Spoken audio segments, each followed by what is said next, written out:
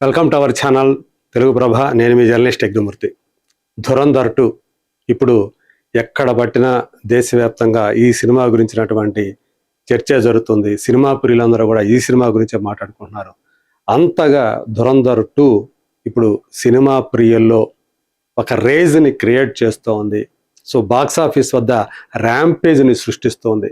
ఇప్పటి వరకు కూడా ఏ బాలీవుడ్ సినిమాకి రాని స్థాయిలో ఈ సినిమాకి ఓపెనింగ్స్ ఉంటాయి దేశవ్యాప్తంగా అని చెప్పేసి ఆల్రెడీ మనకి తేటతెల్లమైపోయింది.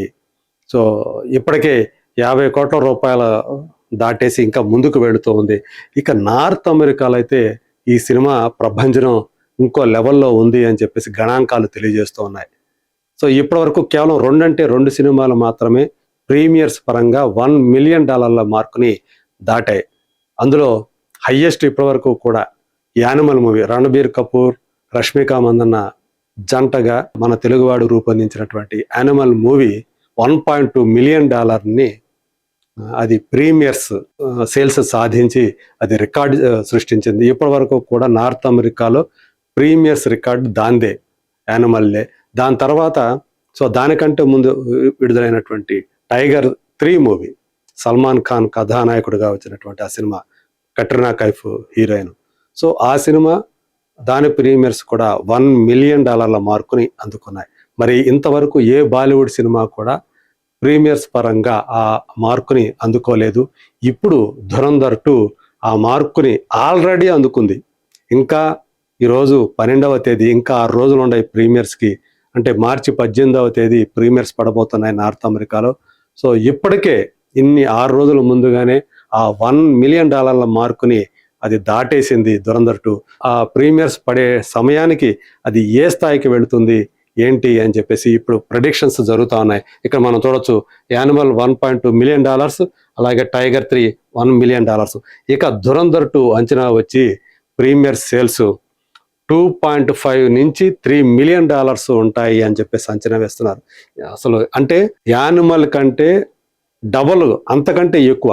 సో అది 3 మిలియన్ మార్కుని అందుకున్న ఆశ్చర్యపోవాల్సిన పని లేదని చెప్తున్నారు. ఏంటి, కేవలం ప్రీమియర్స్ మాత్రమే. ఎందుకంటే స్క్రీన్ కౌంటు ఎప్పటికప్పుడు పెరిగిపోతూ ఉంది, గంటకి పెరిగిపోతుంది స్క్రీన్ కౌంటు.